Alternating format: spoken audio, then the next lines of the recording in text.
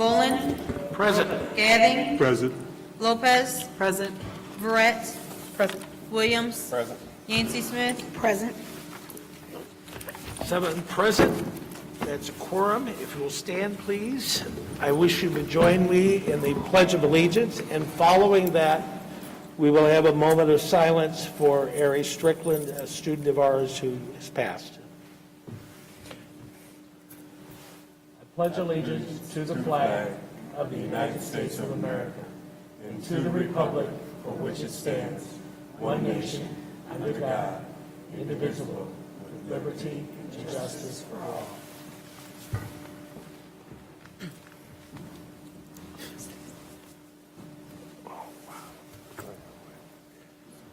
Thank you.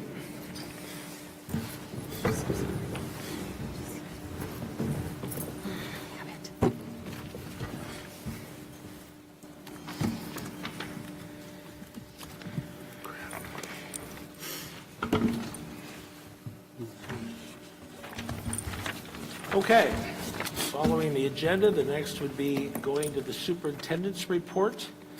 And first we have a report from our friends at Rise and Thrive Wellness. Go ahead. Thank you. And I can click through, yes? Or you'll do it. Okay, perfect. So hi, my name is Megan Campbell. I'm from Rise and Thrive Wellness. I'm the owner and a board certified art therapist, as well as a licensed clinical professional counselor. So I'm just going to give you an overview of our team and share some of the data from our work over the last few years in our partnership. So our team consists of about 22 therapists, including art therapists, counselors, and social workers with a variety of specialties. We started this partnership in 2022-2023 under the Community Partnership Grant. Rebecca Parks helped us set this up, and really it began with just overall mental wellness exposure. So we were doing groups in the school for pretty much any student. We were pushing into the classrooms for those. That was at no cost to students. And we also included staff therapy free of charge for staff to receive services. Those are being offered in the clinic as well as in our office. The following year, 2023-2024, our number of groups almost doubled in size, and then we were doing multiple series of groups. So instead of having one group per class, we were able to do 4 to 6 weeks of groups so we could build on the skills that were being learned in those groups. And then 2 of our therapists, Matt Heading-Hess, who specializes in working with LGBTQIA students, as well as Hernan Cortez, who speaks Spanish and focuses on seeing students in Spanish, continue to do individual therapy in the school as well. So we more than doubled staff receiving free therapy that year as well. And so more specifically, the rest of my presentation is going to continue with 2024-2025. So we continue to do staff therapy at no cost to any staff or the district, and we'll continue to do that as well. And then we facilitated art therapy groups for students with IEPs, and we coordinated that with Kim Starkey and Carrie Cloudy in the special ed department, as well as offering individual and art therapy groups to students at Avis Huff. And then we partnered with the clinic and Project Sun to provide follow-up students who scored low on PHQ-9s. The clinic was giving those assessments and weren't sure where to refer students who scored low, and so we were able to get a grant from Project Sun to come in and provide follow-up services. And then we also provided 45 groups during summer school and created 2 murals with the students that I'll show you at the end. So overall, this is the numbers of how many services we are able to provide. So we had 434 hours of individual counseling in schools. This number is actually extremely high because we received a grant in Kankakee County for free therapy. It was through the Bourbonnais Elementary School District, and they had leftover funds that they allotted specifically for Kankakee and Pembroke schools. And so we were able to use that here as well, which increased the numbers of that. We also did 401 art therapy groups, which is almost double from our previous years. And I'll share a little bit more about that. We were able to collect data pre and post as well. And then 25 students received counseling in Spanish towards the end of the school year. That was approved for Hernan to see some of those students, and I'll give some more specifics about that as well. And then in the last year, we had 108 staff receiving counseling, and that I also qualified 3 or more sessions, so they were returning for repeated sessions. And we did 21 staff workshops at the schools. This is a little bit of background, but I know we all know that Governor Pritzker did sign legislation to implement universal health care screenings, and ISB absolutely is focusing on mental health, and we know that youth in our schools have such high rates of mental health. And so really our goal in the last 3 years as a service provider in the community is to provide quality, sustainable, and in-person services. I know we have a lot of access to services with telehealth, but it's really important, and we've seen our community, specifically in Kankakee County, really benefit from the in-person services. And that has been helpful because the schools have allowed us to push in to be able to service students so that transportation or access or time of day is no longer a barrier for students. So this is specifically about the art therapy. So our students in special education department with IEPs were given the opportunity to receive 1 hour of art therapy each week from art therapists at Rise and Thrive. So every group had 2 therapists.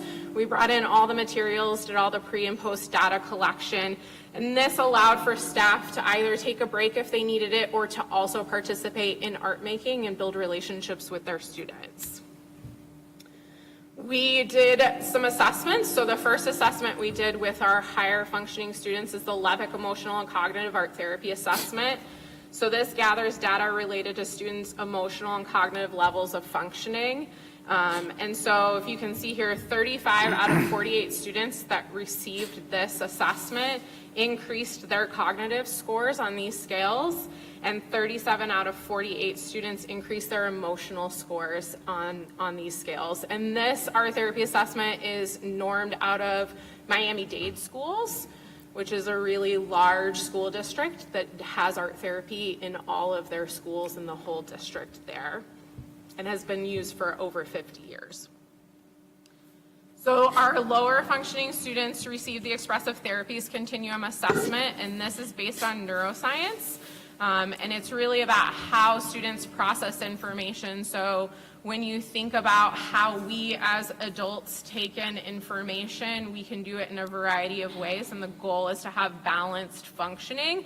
So we can underfunction or overfunction in a variety of ways. So the first one, it's also developmental. So the first layer is sensory and kinesthetic.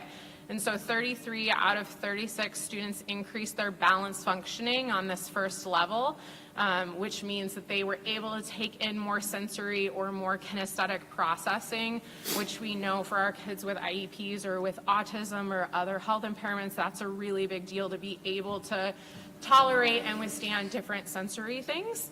And so the next level, which is the next developmental level, 34 out of 36 students increased their balanced functioning on this level, which is perceptual and affective.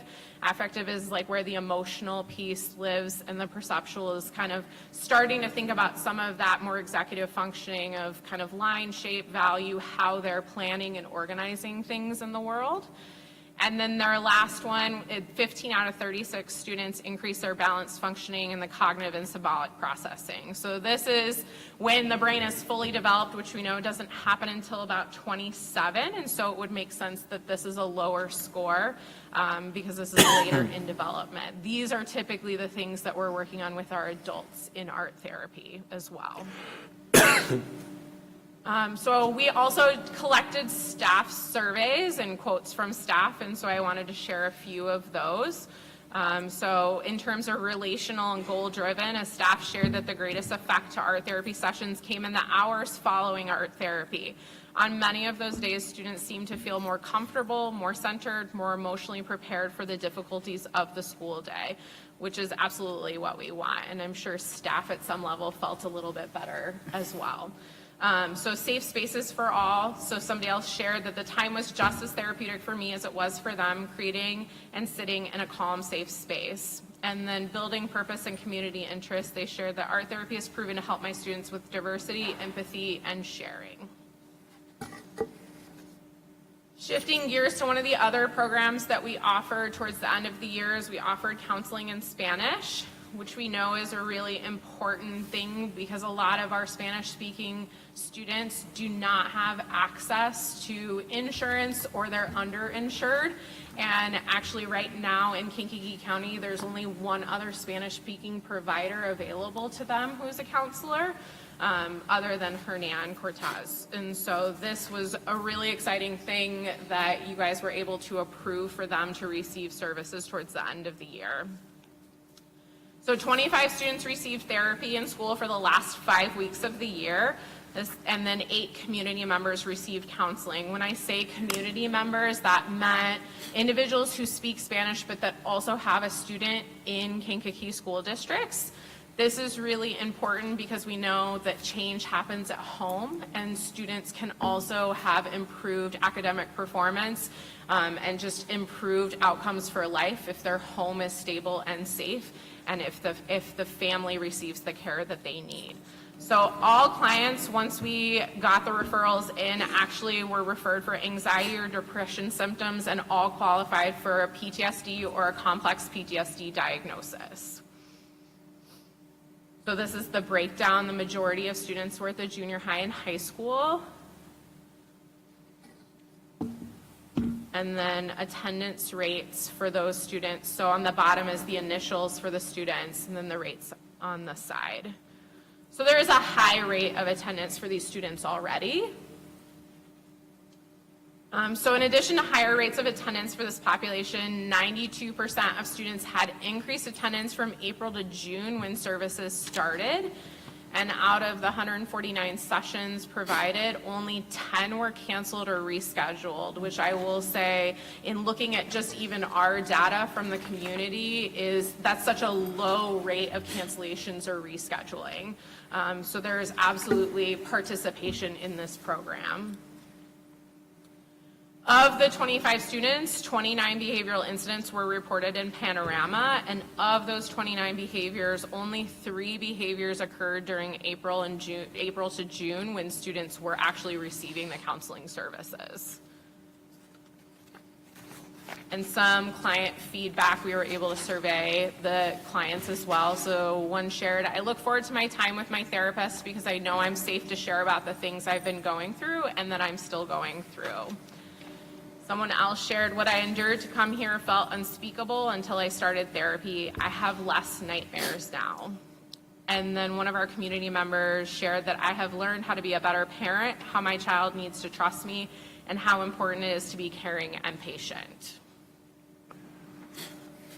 So we were able to partner using Panorama as well as our electronic health records and the client surveys to collect all of the data, but I do want to share that we didn't want services to stop for the summer, so we provided a one-to-one model. So for every service you guys provided coverage for and payment for, we continue to provide another session. So services did not stop this summer.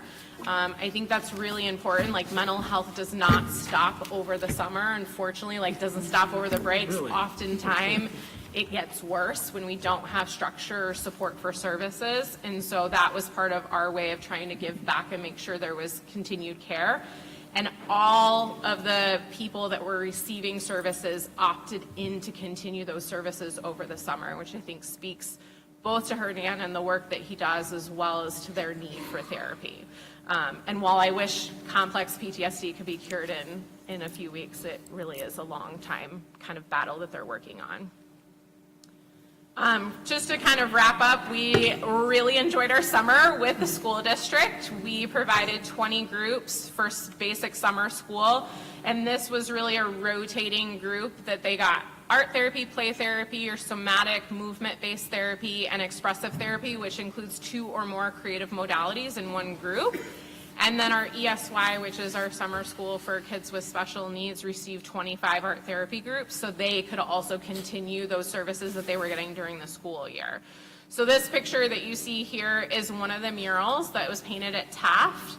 And honestly, it was a really beautiful thing. So all the color that you see was all created by the students and staff. So everyone got to move through the stations and add their mark in whatever way that they needed to, covering the whole wall. And then the grayscale of the student was painted by our art therapists. And so tomorrow is when the one at Kennedy will be finished. So we have a little bit left to do with that as well. But I know if you have a chance to swing by and see it, I highly recommend that. So that's really all I have, but we are definitely looking forward to having a continued partnership and seeing ways in which we can make these programs sustainable and continue to provide mental health services any way we can for the district. So, thank you. Thank you, Ms. Campbell. Do any board members have any questions? Yes, I do. How are students selected? Mr. Williams, use your microphone, will you? Sorry. How are students selected for your program? So for our therapy groups, that was specifically for our ES or our students in the special ed department with IEP. So last year, that was how those were picked. For individual services, for Hernan, he was referred from the dual language programs, kids that were struggling, kids that everybody already knew needed some help. And he had also already seen some of those students, so that was a continuation for some of them. Originally, when we started 3 years ago, we had a list of kind of criteria of what we're looking for. And we were wanting to make sure we weren't kind of double dipping, right? We have school counselors and social workers that are servicing students' needs when academic functioning is impacted. And then there's some of those students that fall through the cracks where maybe they're scoring low on a depression or scoring high on an anxiety survey, but they're still doing their work. And so those were the students then the second year we were being referred, and we continued to use that moving forward. So each program has a different kind of referral criteria based on what the school is dealing with or looking at, and the programs in which we offer. Does that help clarify? Yes. Thank you. Thank you. I just want to thank you, Megan, and your staff. You guys do a great job, especially with, mental health is so important in our students, and even just reaching out to our parents, because you're right, it starts at home. So thank you all for your hard work and going above and beyond, some days more than others. So thank you very much. Thank you so much. Thank you, Megan. Next, we have good news.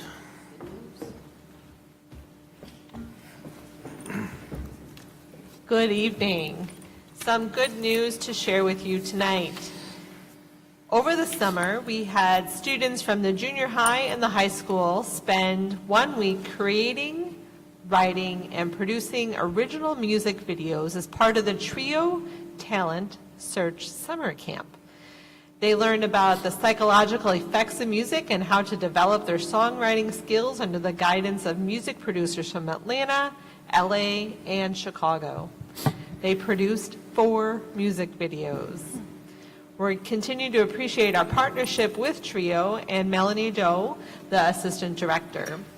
The following students from the junior high and high school were involved: Angeli Santoyo, Isaac Lozano, Jerian Gray, Kaylin Jenkins, Leonardo Medrano, Morgan McDay, Victoria Prieto, Ellison Santoyo, Brandon Gonzalez Hernandez, and Shania Smith.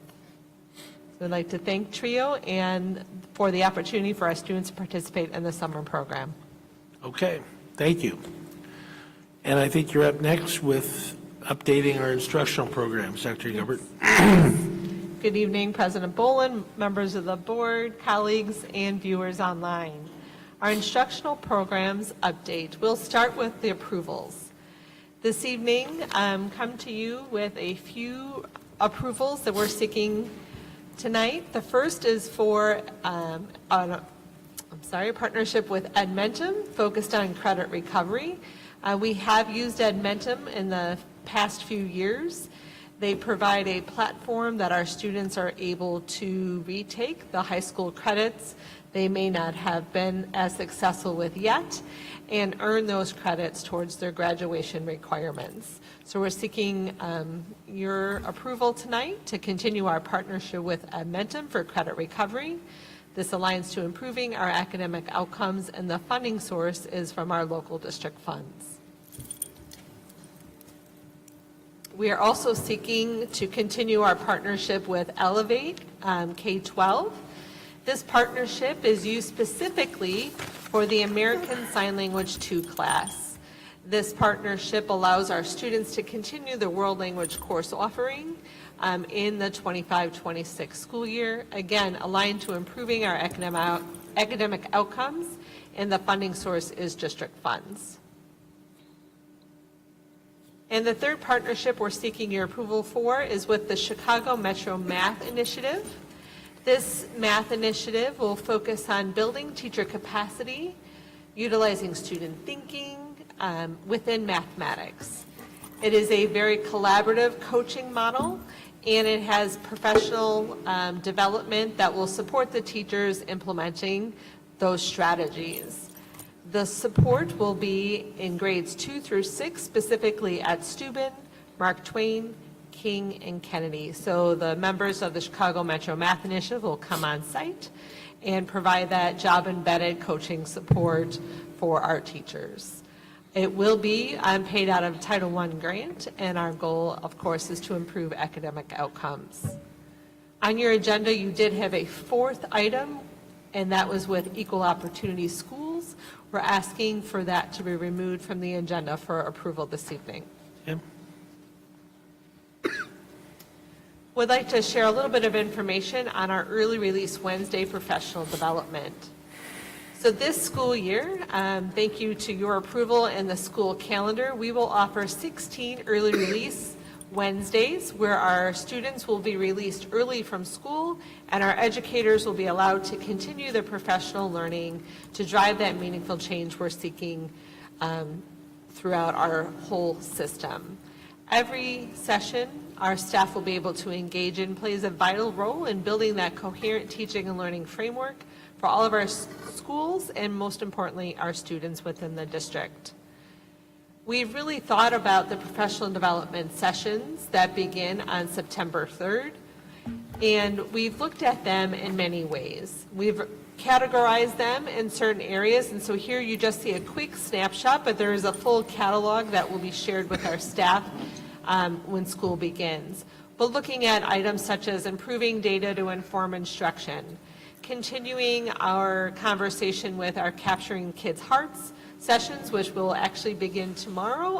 Whole staff, over 270 staff members will be in attendance the next 2 days with Capturing Kids' Hearts. Looking to fill in the gaps for those staff that aren't able to join us. Looking at some pedagogical strategies such as checking for understanding, as well as digging deeper into content areas such as 7-12 literacy across content areas. We've really focused on, and you've heard Dr. Land speak, as we think about our strategies within the district on content, relationships, and pedagogy, as well as our bridge this year into the new teacher evaluation framework model in our district, which our para committee members are recommending the Danielson 22 evaluation model for our teachers. So again, trying to be intentional about how all of these areas connect together. Additionally, on an annual basis, you hear about 5 essentials. Well, what does that really mean? And so really making meaning of the information that we're seeking to understand better, such as ambitious instruction, our supportive environment, and the other areas, the 5 essentials measures. And finally, looking at our goals. Dr. Lance has 3 strategic goals that we are supporting in our work this year with improving student outcomes, our retention, and bringing in our new recruiting and retaining staff, as well as restoring our public trust. And so really trying to be coherent with what we're doing, which I'm not articulating very well right now, but then also aligning all the areas and the sessions. And so these Wednesdays, again, will begin on September 3rd. On these days, dismissal for students will have 2 different dismissal times. Our kindergarten through 6th grade students will dismiss at 2:30, And our grades 7 through 12, as well as LCC Montessori School, will dismiss at 1:30. The PD sessions for staff begin a half hour after the dismissal time and will last about 2 hours following. And so we're really excited. Students will continue to receive breakfast and lunch in school on the days they do attend, even though it is an early release day. And of course, transportation will continue to be provided. Want to provide a brief update regarding registration. We are continuing registration through August 19th. And I say that very specifically because on August 20th through the 22nd, we are shifting to a on-site registration in one location, and that will take place at the high school community center from 7 until 4:30. So any student who has not yet completed their registration, their families will be able to go to the high school community center and register their child at that time. That again is the 20th through the 22nd. We're helping to support our buildings with some of the beginning of school fun that takes place and not have the office have to worry about the registration, but yet still welcome our families in so that they can complete their registration and get their child ready for school. We do have an upcoming physical that will actually be happening here at LCC Montessori School this Wednesday, August 13th from 9 to 3. Families can bring their child here. We will have CHP here doing just physical. So any student that is needing a physical is able to do. It is a $30 fee if you do not have insurance. And make sure, I know transportation is working really hard to ensure that our students have their bus ride to school for the start of school. We really do though need, as much as possible, our families to complete registration by August 15th so students can continue to get their registration or their transportation by the start of school. We are using a MyRide K-12 app this year, and so you can scan that fun QR code there to download the app to learn more about the transportation for your student. Two additional things, tryouts started today. Here we have a quick snapshot. I know from far away it may look difficult to see, but we did start at the high school with tryouts for athletics. I believe each day here, it's Monday through Friday as you go across the week. So tomorrow we'll continue with volleyball tryouts, cross country, tennis, and all the other activities such as soccer, cheer, swim, football, and girls flag football will continue their tryouts tomorrow. Again, you do need to have your sports physical and immunizations and be registered for school in order to participate in our fall sports tryouts. Congratulations to our students at the junior high that had tryouts last week, softball and cross country, and I do believe there's one other sport that's not coming to my mind right now. Baseball. Baseball, thank you. I should have known that. All have their teams from last week's tryouts, so congratulations to our junior high students there. And our last is early childhood. Our early childhood begins August 25th, so that is after the start of school for everyone else. They do have very specific activities that they'll be engaging in, and you'll see that here soon. But our students who are part of the Kankakee County-wide Head Start program, the Preventive Initiative, PFA, which is Preschool for All, and Preschool for All expansion, will start school on August 25th. Additionally, here we're excited, partnership with Imagination Library, Dolly Parton's Imagination Library. Our students will start beginning receiving their books in September, so we're really excited about that update as well. Here's just a few things with our early childhood. You see here there's a preschool play and greet. That is taking place on Wednesday, August 20th from 5 to 6. And we also have preschool screenings. We have one that was actually today, the 11th, and our next one is August 21st. And we are inviting our early childhood families to a Ready for School parent workshop on Tuesday, August 26th as well. So early childhood families, we're really getting ready and excited to see you for this school year. Finally, open house, just for everyone, we are having a district-wide open house that will take place on Tuesday, August 19th, from 3 until 7 p.m. We have that 4-hour window of time so that our families can make it to the buildings that their students attend. So a district-wide open house will take place on Tuesday, August 19th.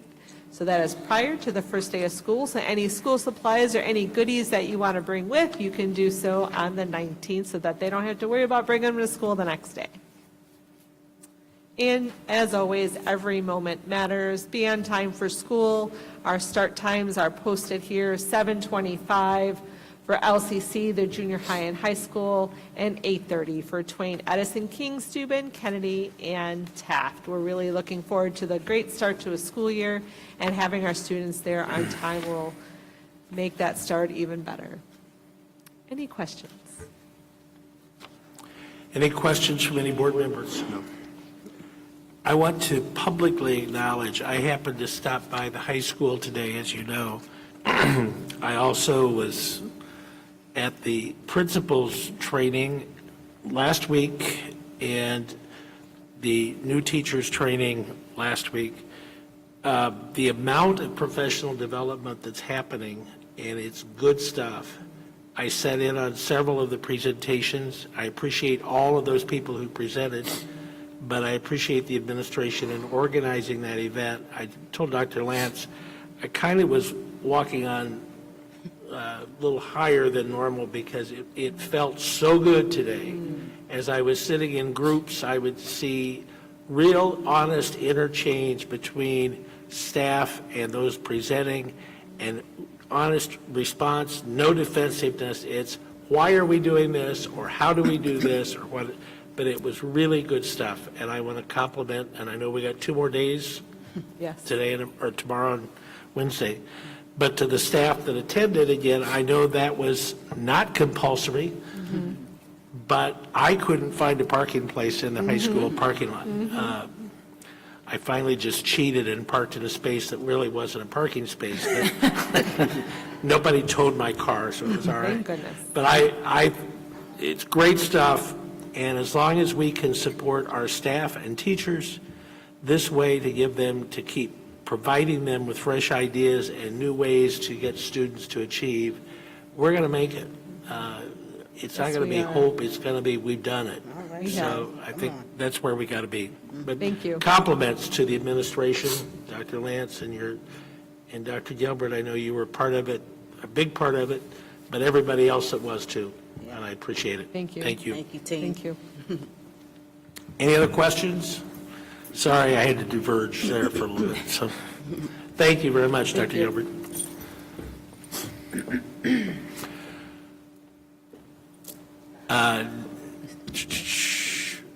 Next, we have Dr. Gonzalez, correct? Yep.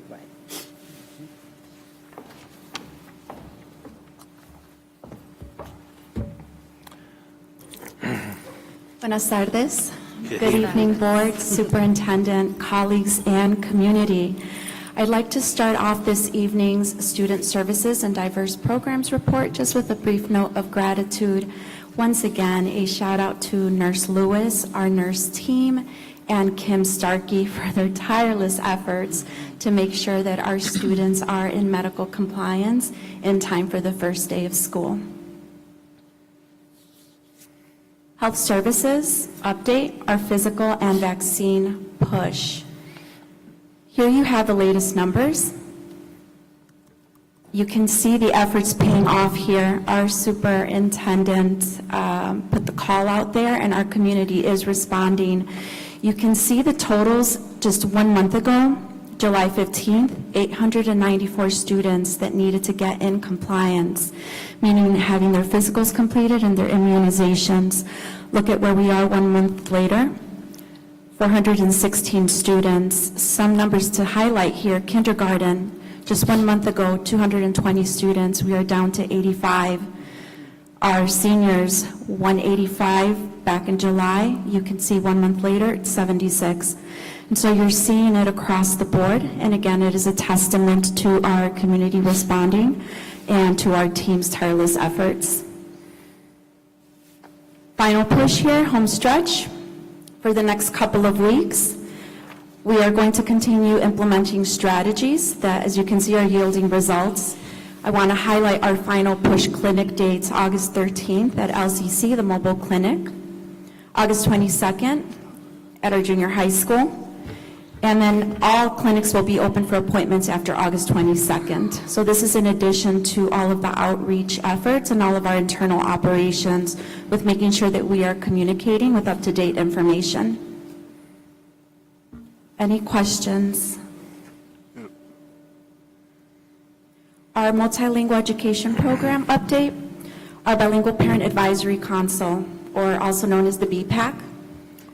So the BPAC is a federally funded Title I program. It's a parent group, and the mission is basically to build the knowledge, the awareness, and the capacity of our parents of multilingual students. Who serves on the BPAC? It's our parents and community members who are committed to understanding and improving our bilingual programs. And what does the BPAC do? We meet quarterly to review programs, receive training, and provide programming input to district leadership. So again, we are developing our parents and their ability to support their students. We want to promote the dates, so we meet quarterly. This is the meeting calendar. It falls on a Thursday every quarter.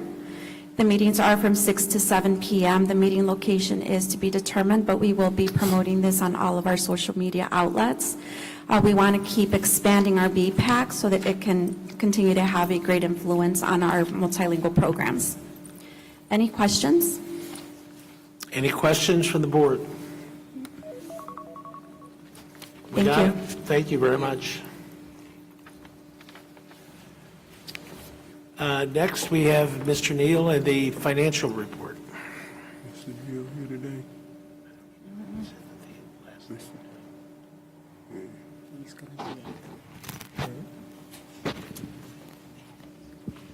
Hey, good evening, everybody. Good evening. We do have, as is the time of year, we do have our tentative budget presentation this evening, so we're going to go ahead and launch into that. You should have in your board packet an actual copy of the budget itself. Have fun reading that. If you have insomnia, it'll take care of it. What I want to just do is kind of go through some of the highlights and talk about a little bit about where we are and what we're trying to do to move forward here. So this is always a work in process. So tonight we'll talk about the tentative budget, and then in September we get together and approve the final budget for the year. But we have to remember a budget is a plan, and plans do change depending on what happens over the course of the year. So understand that just because it's all written out here in great detail, it doesn't mean that's exactly how it's going to happen. We do our best to predict, and we usually get pretty close, but just want to make that point. So just a little context. You've seen some of these slides before, but want to talk a little bit about where the district has been and where we would like to go from here. So prior to when this administration took over, the 7 years prior to that, this slide shows that if you look at how much money comes in and how much money the district spends, this is showing the difference between the two for that year. So in 2017-18, the district brought in about $5.5 million more than it spent.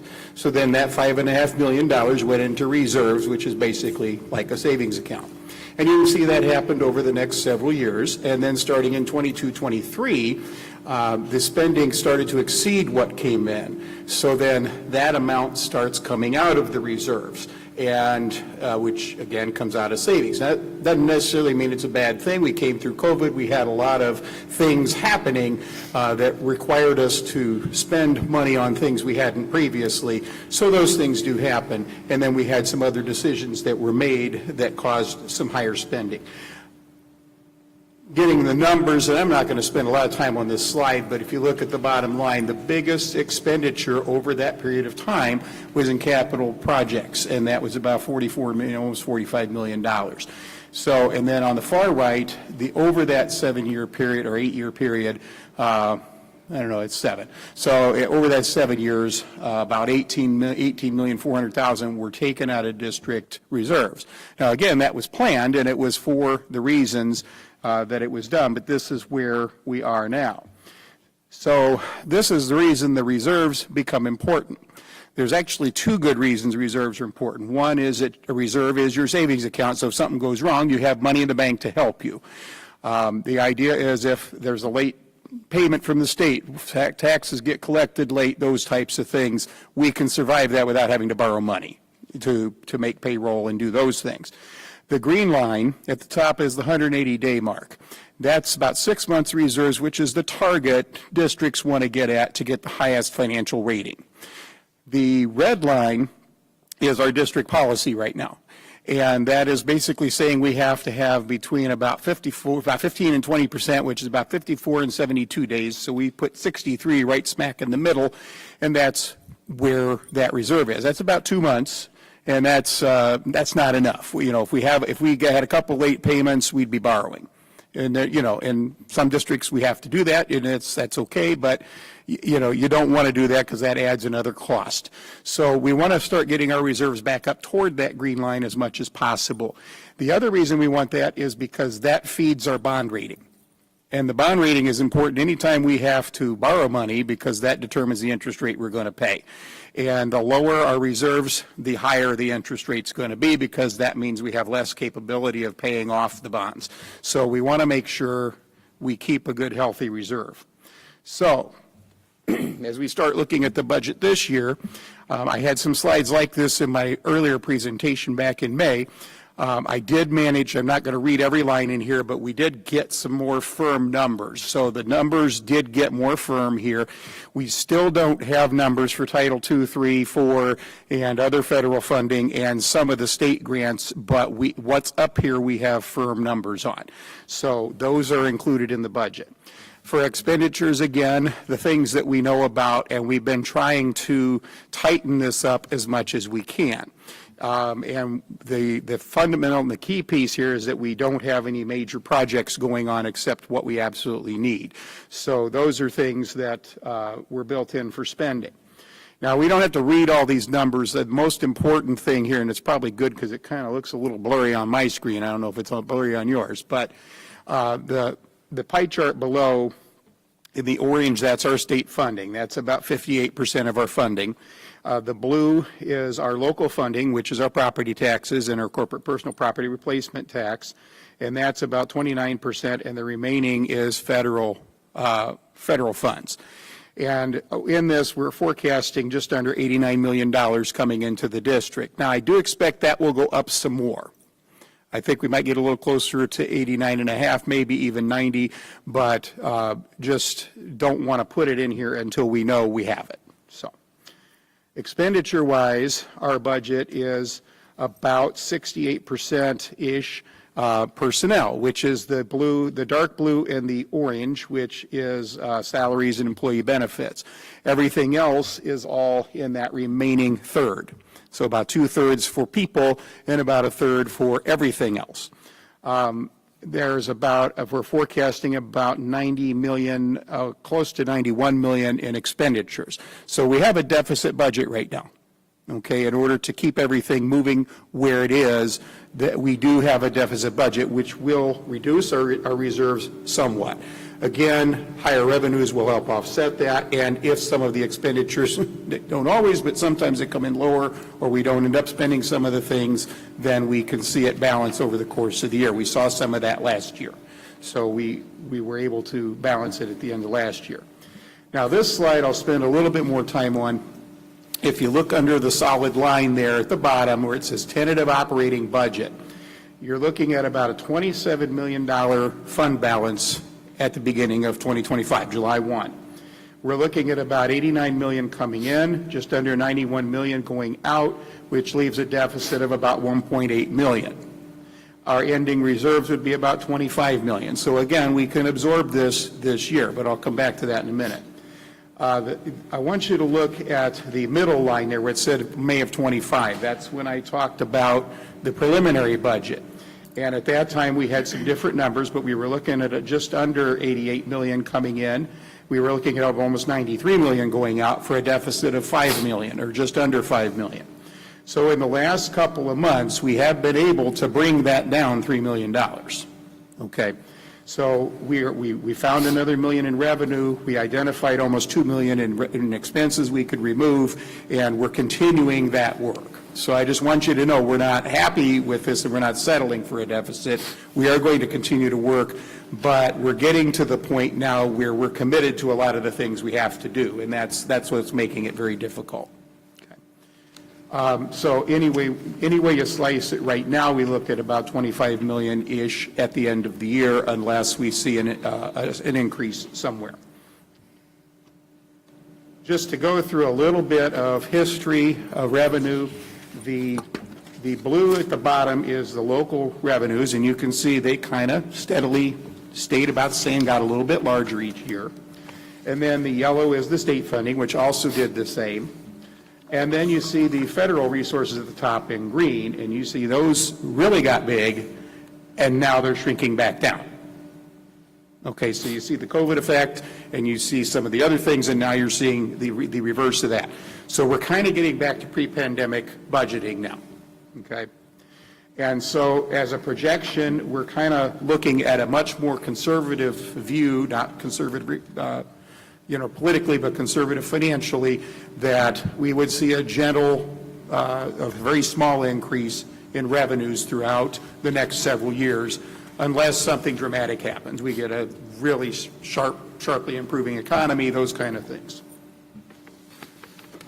Expenditures, again, historically, you can see when you look in that the green there, especially in 2023 in the middle, that's other objects, which is paying a lot of, it's for bonds and for special funding that was ultimately used in construction. And if you look at the dark blue at the bottom and the orange in the middle, or right above it, that's our personnel costs there, and then everything else above that. So when those really got big, that was building. When those start coming back down, that's taking the building out of the equation, okay? But as you can see, we kind of pop back to a more traditional pre-pandemic style budget where we didn't have any construction in 2025. And so going forward, we do expect expenditures to also increase. And as usual, expenditures are expected to increase at about double the rate of the revenues. And so not only do we have to deal with the $1.8 million budget deficit now, we also have to look at the fact that we're going to have rising costs greater than the rising revenues, so we're going to have to make fundamental adjustment to get out of a structural deficit. So we have a lot of work to do on the administrative side. We need to bring you sound recommendations for everything we need to do, and we need to give you good, solid information to make decisions on, and that's our intention, and I want you to know that's our intention. I will never come up here and lie to you or try to sugarcoat. This is where we are. We want to make it better, and that's what we're going to do. So no jokes this time. That's what we're trying to do. Okay. So with that, are there any questions on the budget presentation? Any questions? Let's talk about spending money. So, okay, a little joke, sorry. We are asking for a few things to be taken care of this time in the agenda here later. We're asking, we discussed all of these in the Finance Committee, but just for the benefit of the whole board, we're asking that you approve Baker Tilly as the auditor going forward. We are going to make that change, assuming the board approves that. We also are asking you to approve a contract with IGS to provide electrical service. Actually, ComEd provides, gets it to us, but they'll be the provider we buy it from. And then you also see a payment to National Fitness Campaign for the Outdoor Fitness Center. We are receiving, I believe, pretty much full donation for that, but we're just paying the bill now so we can get it built, and then we will repay from the donations. and the remaining 3 are just disposal of equipment, including the driver's ed simulators that many in this room probably learned on. They finally have exceeded their useful life, and they're going to the great driver ed simulator home in the sky. And we have some brand new ones that are more suited to how our kids work. So, with that, I have nothing further unless there's a question. Any questions? Anyone want to buy an old friend, a driver simulator? Talk to Mr. Draper. I'm sure he can work something out for you. Thank you very much, Mr. Neal. Thank you. We're going to people services or this? Okay. We're going to insert a report here. We're going to insert a report here, which is regarding the security staff and their information. Mr. Mason, I think, is here to present to us that information. That is correct. I think Mr. Hunt is somewhere on a ship. Life's difficult. I'm telling you.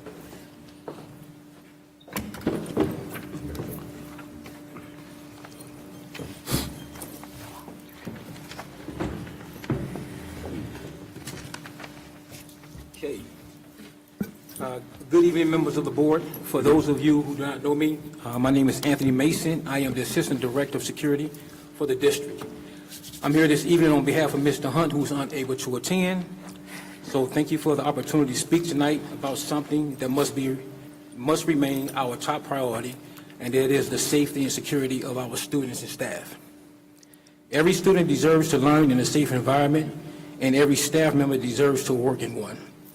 It means more than just responding to emergencies. It means being proactive, prepared, and committed to a culture of safety every day. Tonight, I will be discussing with you our plan for ensuring the safety of our students and staff. The security's vision and mission statement. Our vision is, we vision a school community where every student, staff member, and visitor feels safe, valued, and empowered to learn and thrive from fear of disruption through innovative, integrated, and compassionate security practices.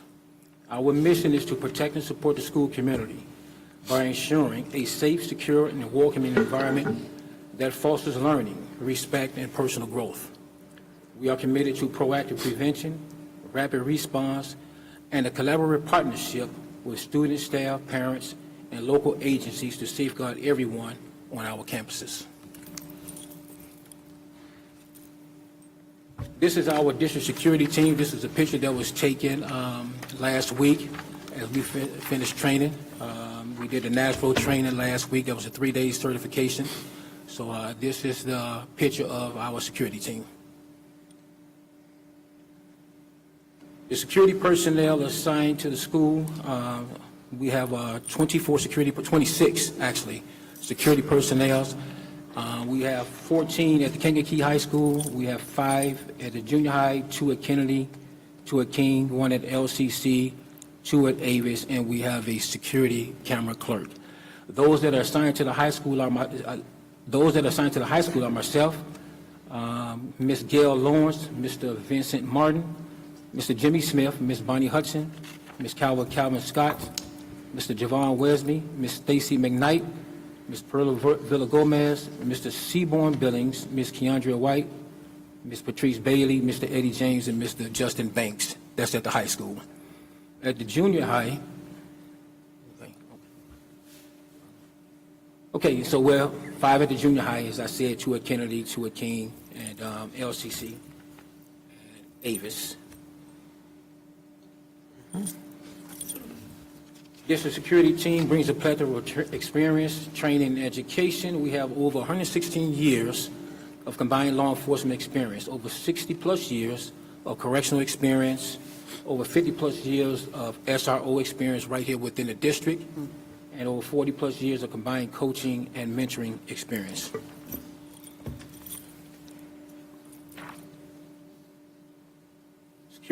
School security officer training. A majority of the district security team, we just completed, as I said, a 3-day certification training for NASRO, which is the National Association of School Resource Officers.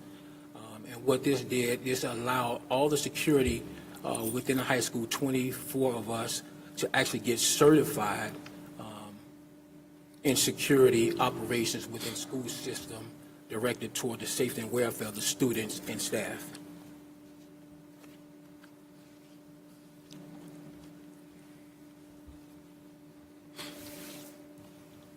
Our security objective for 2025 for this year is actually straightforward. It is to present a comprehensive approach to improving school safety and security for students and staff in the upcoming academic year.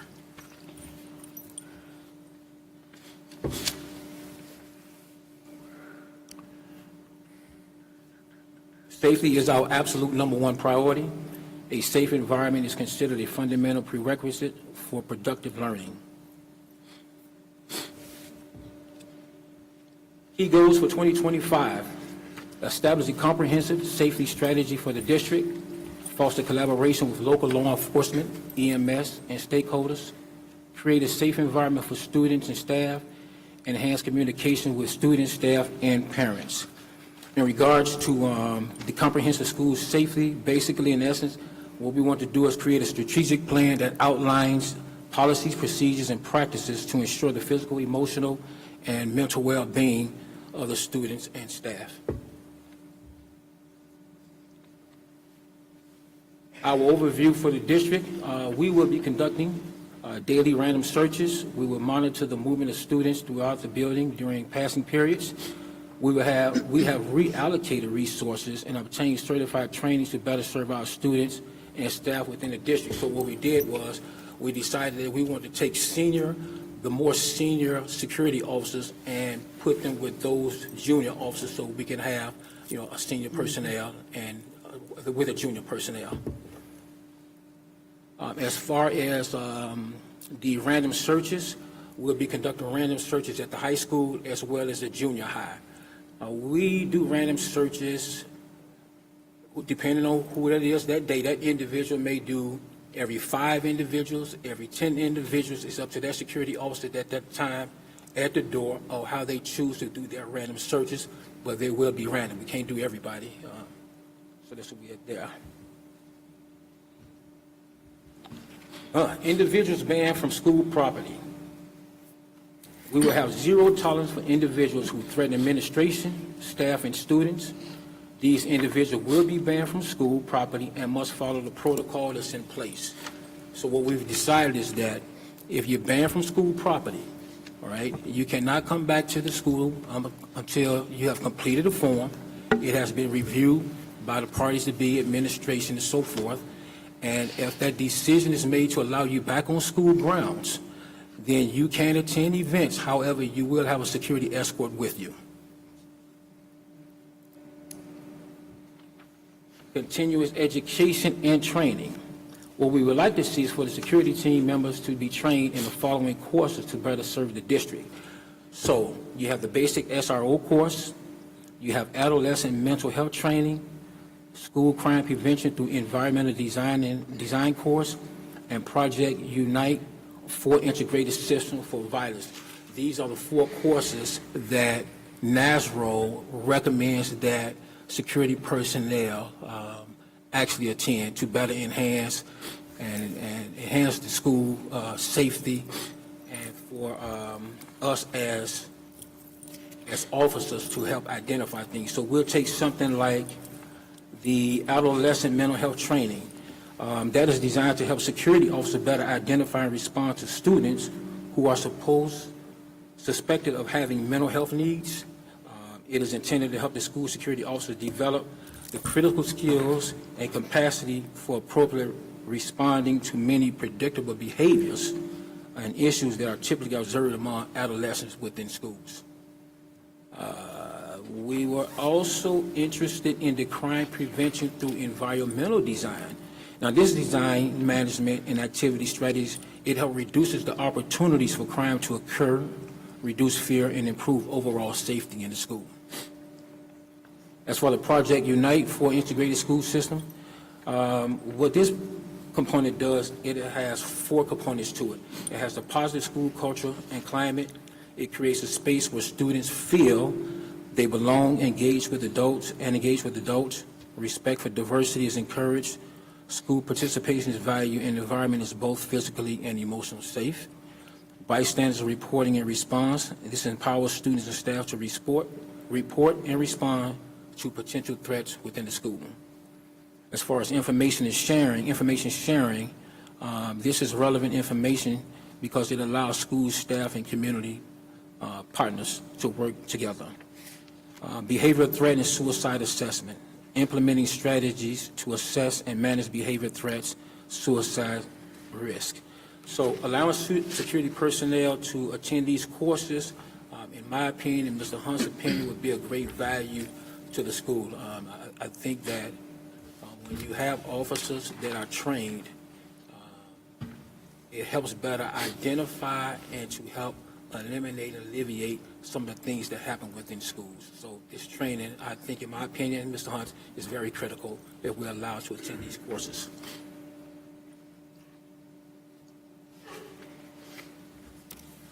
Let's not be a statistic. Now, there are 3 reasons why districts lose major lawsuits, and that is failure to prepare, failure to train, and failure to act.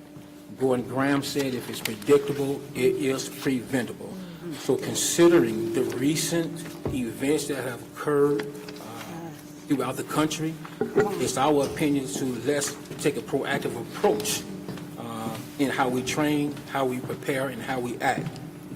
As someone with a military background, a corrections background, and a police background, I'm of the opinion I've always came up under what we call the 6 Ps, and that is prior planning prevents piss poor performance. And if you stay true to that, regardless of what you do in life, you stick to the 6 Ps, you'll be okay, and that's why I stand. And conclusion, we are committed to reinforcing a safe school environment for all and building positive relationships between our team, the students, staff, and parents. Thank you for your time. Any questions? Yeah, I got a question. Yes, sir. When it comes to the upcoming dress code in high school, Yes, sir. Use your microphone, please, Mr. Williams. I'm sorry. Some of us can't hear well. when it comes to the upcoming dress code for the high school, what are some of the issues or discipline that's going to use for people who don't follow the dress code? What are some of the consequences? So I think the biggest consequences, especially since we don't have uniform, one of the things we really have to be concerned about is, honestly, I hate to say this, but a lot of the young women that's coming into school and the type of attire that they come in. And if some of these things are skimpy and not suitable for school environment, we would have to send them home. No.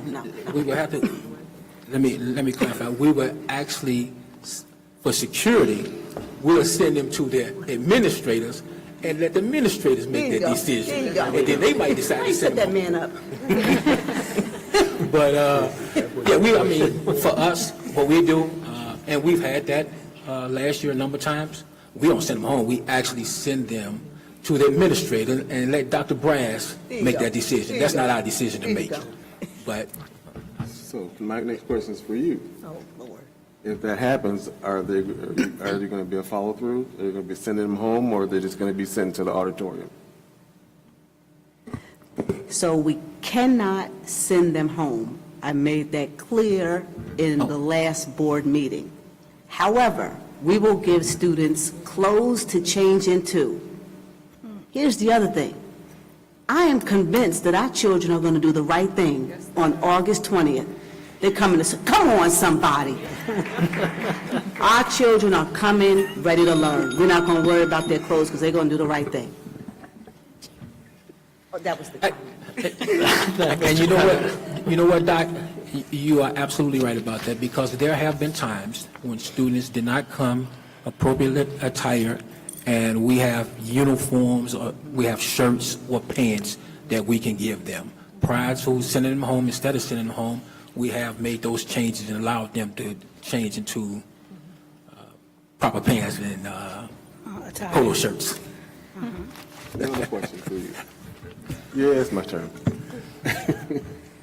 Is there going to be like a follow-up or something where we're going to inform the parents how their children are coming to school? Absolutely. Absolutely. Follow up and follow through. You know I wouldn't say anything else. You did good. Thank you very much, Mr. Mason. Yes, sir. I think that we took a giant step forward in security when we did the 3-day training that Dr. Lance suggested I go visit, and I'm delighted she did, because it was clearly that there was some good stuff happening there also. But thank you for your presentation tonight. Okay, yes, sir. Thank you. Thank you, Mr. Mason. Thank you. Okay, next we have Dr. Lance is going to report on school readiness. So, good evening, Board President Boland, Board of Education, colleagues, and family. I know we had multiple presentations this evening, but really the intent, especially with Mr. Mason, on behalf of the entire security department, is to share with our staff, our families, and students that we are prepared for August 20th. So thank you for the opportunity to present our school readiness update. Some of the information may be new and some may be repetitive. However, the intent of tonight's presentation is to share the level of preparedness that goes into ensuring our schools are ready for both staff and students. So I want to especially thank Cabinet, our directors, our coordinators, our school leadership team, and their direct reports in advance for the monumental lift it takes to prepare for opening day. So first, school starts for students in grades kindergarten through 12th grade on Wednesday, August 20th, and Monday, August 25th, for our children in our early childhood program. So it's important, I know Dr. Gilbert referenced this, but it's important for our students to arrive on school, as we have removed the soft starts that were in place previously. Mr. Tudor, under his leadership, had shared that they can and will do everything possible to ensure our students arrive as close to the start times as possible, so no instructional minutes are lost. So just as a reminder, students who attend LCC, the junior high, and the high school, your start time is 7:25 a.m. And for Edison, Kennedy, King, Mark Twain, Steuben, and Taft, your start time is 8:30 a.m. Again, the intent is to recoup instructional minutes. Dr. Gilbert also talked about in-person registration. So, in order for our schools to focus on our students returning and focus on instruction, we're going to do in-person registration centralized at the high school community center, and Dr. Gonzalez's team will provide translation supports. But again, August 20th, 21st, 22nd, from 7:30 a.m. to 4:30 p.m., we will centralize in-person registration. Now, I want to give you some numbers because I think this is crucial when we think about a district of our size. Starting with our food and nutrition services, there are 59 employees with 12 head cooks. 12 head cooks, and they prepare more than 3,500 meals every single day. That's a lot of food. And as someone shared with me, our students don't throw food away. Some of them come up for seconds and thirds. And if you were like me, you didn't eat your vegetables. But our children, they come back for broccoli, y'all. Broccoli. They can have the peas. Okay, so technology. I mean, this is a small but mighty department under the leadership of Mr. Dan Dannenberg. There are 9 employees in his department. And when he was giving me these numbers, I was shocked. I said, you only have 1 technology repair specialist. I wish you could move that little cursor there. But there are more than 6,500 devices. I think it's like 6,800 devices. Laptops, computers, and Chromebooks that they are responsible for ensuring that everybody is ready to go on August 20th. That does not include the security, the firewalls, the upgrade to Skyward. They work hard. Mr. Neal, give them a raise. Oh, they got it already. Got it, okay. Operations, and I forgot to say Food and Nutrition Services under the direction of DeAndre Anderson, known as Chef D. So operations, under the leadership of that gentleman all the way in the back, Mr. Bill Draper.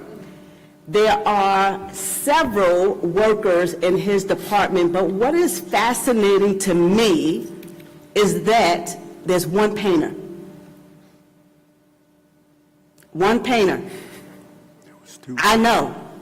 And so we wonder about the aesthetics, but I tell you, his team works incredibly hard to prepare for opening day. We may not get every spot, but they are working, especially to get those weeds out front, right? Thank you, sir. Appreciate it. Transportation, under the direction of Mr. Bill Tudor. There are close to 100 drivers and bus monitors. Wow.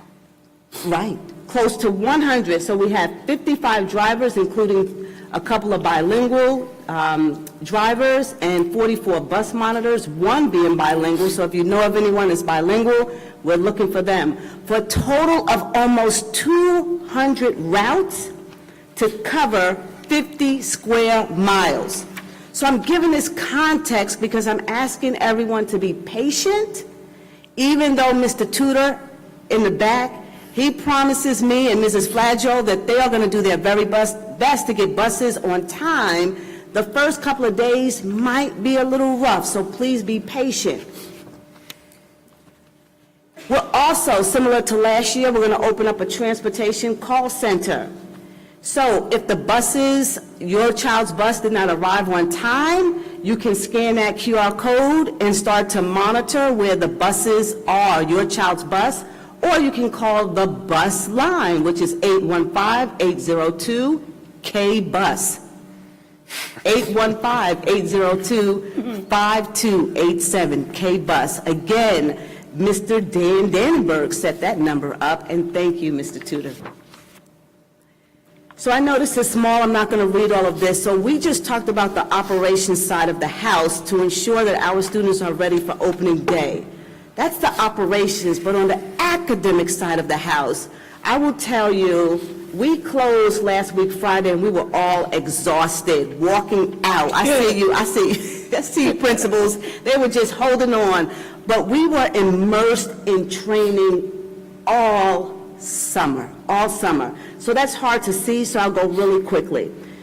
There was immersive training on curriculum. We're in phase 1 of our curriculum audit, training on data dashboards, and reading academic growth reports. Multilingual learning for our leaders. Skyward training, that was a huge and continues to be a huge lift for us. Teacher clarity for our leadership. Teacher evaluation, so I want to thank the union president under Beth Anderson and the entire union leadership team. We are bringing back the Danielson framework. So some training around that.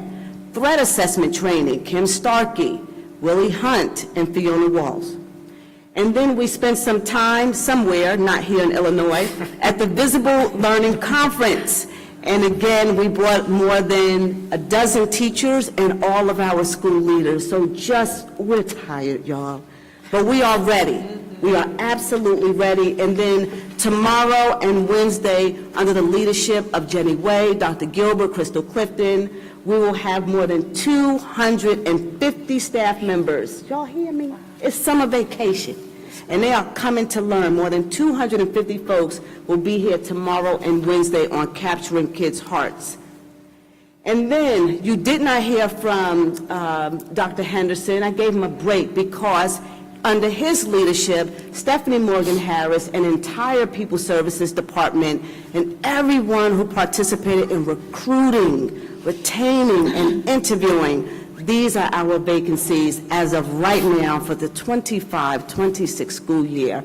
This is 4 vacancies, team. Now, if anybody resigned between 7 p.m. and right now, they're not reflected there. But but I will tell you, we have one vacancy at King, that's a sixth grade math teacher, at the high school, an Army instructor, chemistry and Spanish. We will have a guest teacher in those classrooms on August 20th because we don't have another board meeting until August 25th, but we are ready to roll.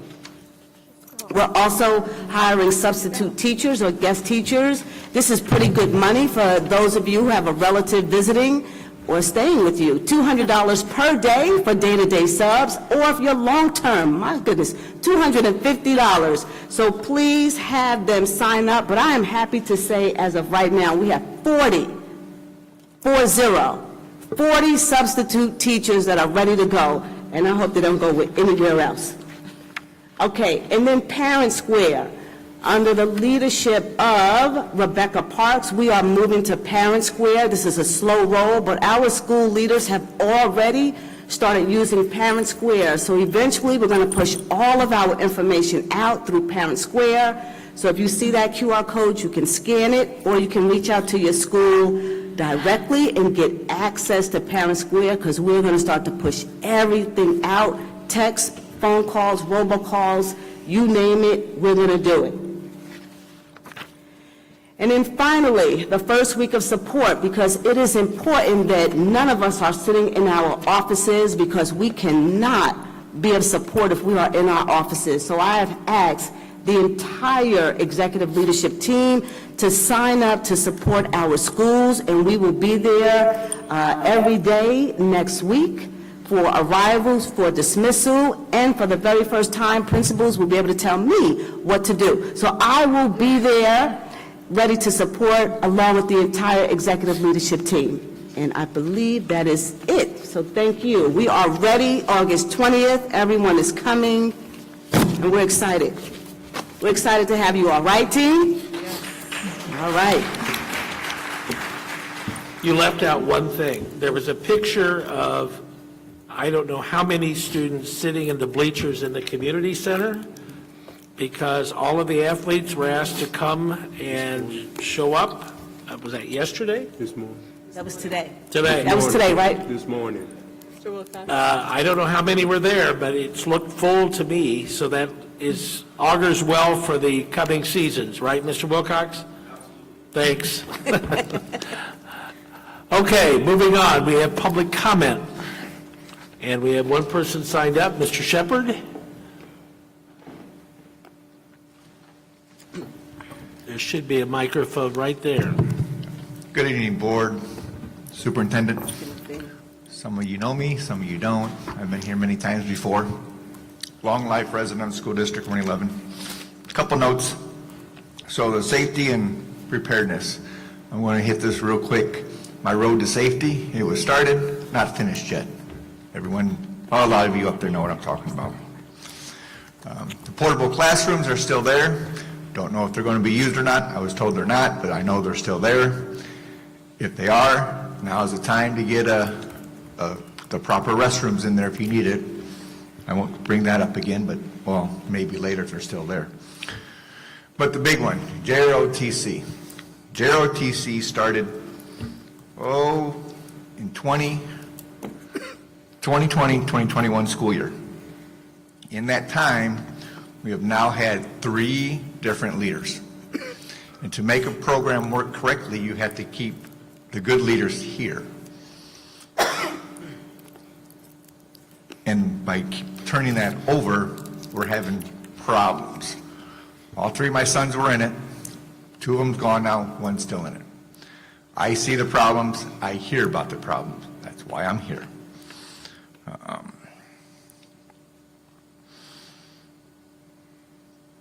I believe JROTC is a good program, a very good program.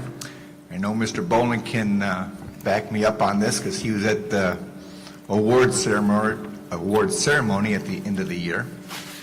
And there was 2 students there, 2 cadets, who both dropped out after the first year. They went different ways. Both of those cadets went back to the cadet program and said they realized they needed it to stay on track because they're going off course. They used the JROTC program to return to center where they needed to be. One of those cadets ended up being one of the highest ranking officials in the cadet program. So I believe it's needed. I believe we need to put as much effort into it as we do athletics and academics for the students that need that kind of structure.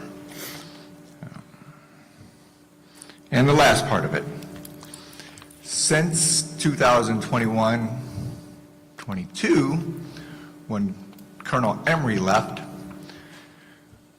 they were very, very active with extracurricular stuff, going to camps, I can't think of the right words, what my son tells me they're not doing. I know bow and arrow stuff, just very active outside of that kind of, not the schoolroom stuff. But that's not been taking place lately. Under the last two, no, I haven't met the third one yet, but under the major, I know there was efforts under the major to be able to do this stuff, and it wasn't being done. I don't know if that's at the board level, the principal's level, or where it's at. Part of their, if you're in JRTC, you don't have to take PE, the extracurricular stuff like that, because they're supposed to be doing physical fitness. A lot of that stuff wasn't getting done because they weren't able to use the gyms. You got 3 gyms now, they weren't able to use them, and that kind of stuff. So I do believe JRTC is needed, and I hope you guys look into it. Thank you. Thank you, Mr. Shepherd. Okay, the next item on the agenda is the consent agenda. The consent agenda tonight is approval of the board minutes, approval of the regular bills, approval of payroll and related bills, excuse me, approval of disposal of surplus equipment from maintenance department, student school, driver education, simulator modules, and technology equipment, approval of resignations and retirements, approval of appointment of administrator, approval of appointments for licensed personnel, approval of internal appointments, and approval of a termination. Are there any items on the consent agenda that any board member requests be removed from the consent agenda? Hearing none, I need a motion to approve the consent agenda. So moved. Motion by Mr. Gabbing. Is there a second? Second. Second by Mr. Williams. Is there any comment, discussion, questions, or debate regarding the consent agenda? Hearing none, please call the roll. Baronis, Yes. Gathing, Yes. Lopez, Yes. Williams, Yes. Yancey Smith, Yes. Bolin, Yes. 7 ayes, 0 nays, motion carries. Oh, 6 ayes, 0 nays. I'm sorry, Ms. Verret has left us temporarily. Okay, moving on to action items. First is approval of the contract with Edmentum as suggested by Dr. Gilbert. Is there a motion to approve that contract? So moved. Motion by Mr. Gathing. Is there a second? Second. Second by Mr. Williams. Any discussion, questions, or debate? Hearing none, please call the roll. Gathing, Yes. Lopez, Yes. Williams, Yes. Yancey Smith, Yes. Baronis, Yes. Bolin, Yes, 6 ayes, 0 nays, motion carries. Next is the approval of the contract with Elevate for purposes of the American Sign Language Program. Is there a motion to approve? So moved. Motion by Mr. Gathing. Is there a second? Second. Second by Ms. Yancey Smith. Any discussion, debate, questions? Hearing none, please call the roll. Lopez, Yes. Williams, Yes. Yancey Smith, Yes. Baronis, Yes. Gathing, Yes. Bolin, Yes, 6 ayes, 0 nays. Next is approval of a contract with DLL Coaching and Professional Development. So moved. Is there a second? Second. Second. Motion by Mr. Gathing, second by Ms. Baronis. Is there any discussion or questions or debate? Hearing none, please call the roll. Williams, Yes. Yancey Smith, Yes. Baronis, Yes. Gathing, Yes. Lopez, Yes. Bolin, Yes, 6 ayes, 0 nays, motion carries. Next is the approval of a contract with Baker Tilly to provide annual audit services for fiscal year 2025, 2026, and 2027. Is there a motion to approve? So moved. Motion by Mr. Gathing. Second. Second by Mr. Williams. Any discussion, questions, or debate? Please call the roll. Williams, Yes. Nancy Smith, Yes. Baronis, Yes. Gathing, Yes. Lopez, Yes. Bolin, Yes, 6 ayes, 0 nays. Motion carries. Next is the approval of a contract with IGS to provide the electrical service to the district. Is there a motion to approve? So moved. Motion by Mr. Gathing. Is there a second? Second. Second by Ms. Yancey Smith. Are there any questions, discussion, or debate? Hearing none, please call the roll. Yancey Smith, Yes. Baronis, Yes. Gathing, Yes. Lopez, Yes. Williams, Yes. Bolin, Yes, 6 ayes, 0 nays, motion carries. Next is the approval of a payment to National Fitness Campaign for Outdoor Fitness Center, which we anticipate will be reimbursed by donation, but we need a motion to approve this payment. So moved. Motion by Mr. Gathing, is there a second? Second. Second by Mr. Williams. Is there any discussion, questions, or debate? Hearing none, please call the roll. Baronis, Yes. Gathing, Yes. Lopez, Yes. Williams, Yes. Nancy Smith, Yes. Bolin, Yes, 6 ayes, 0 nays. Presidential prerogative, I'm going to combine number 8, 8 through 14. 9, 10, 11, 12, 13, and 14. These are all the employee handbooks, unless anybody wants to vote on a separate one. Mr. Williams shakes his head. Is that a no? Okay, I thought I was. So moved. All right, so I need a motion to approve items 8 through 14. So moved. Second. Motion by Mr. Gathing, seconded by Mr. Williams. Any discussion or debate? My compliments to People Services. We've needed handbooks, and we've never had, or not had them during my tenure. And to get all of these done at this point in time is quite an achievement. So my compliments. We're a better district for having those here, assuming we approve them. Is there no debate? Call the roll, please. Gathing, Yes. Lopez, Yes. Williams, Yes. Yancey Smith, Yes. Baronis, Yes. Bolin, Yes, 6 ayes, 0 nays. Motion carries. Pardon me? we skipped number 3. Yeah, we didn't. So it went 1, 2, 4, but they didn't want number 3 to go. They asked to remove number 3. Sorry, I just- I do want to acknowledge the fact that tonight we have hired Mr. Curtis Young as the Assistant Principal of King. Is Mr. Young present? Yes. Welcome.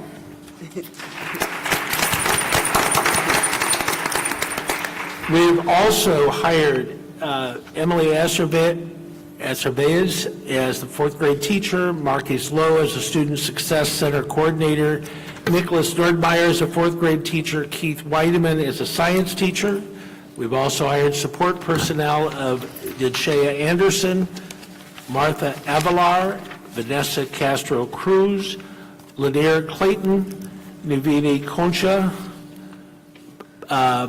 Bryson Daniels, Hollis Daniels, Crystal Estrada Esquimbola, Charles Ewing, Maria Gonzalez, Barnetta Harris back to our fold. We're always happy with Barnetta. Jasmine O'Donnell, Corinthian Smith, Elith Williams, Alondra Zavila. We congratulate all of you and welcome all of them to the District 111 team. We need you all and want you to succeed.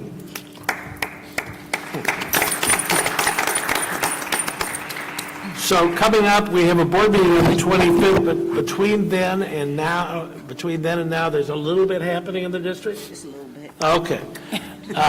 Convocation for all staff is on the 18th, and we look forward to that. I understand there's been some rehearsal for some part of that. I don't know, I just show up. Okay, well, whatever the rehearsal's for, you'll have to come and see it, I All right. think. Any other comments from any other members of the board for the good of the order? Good luck to everyone on a great school year, and to the students. We're excited for their first day. Okay, here, nothing else? Is there a motion to adjourn? So moved. Mr. Williams makes a motion to adjourn. Is there a second? Second. Second by Mr.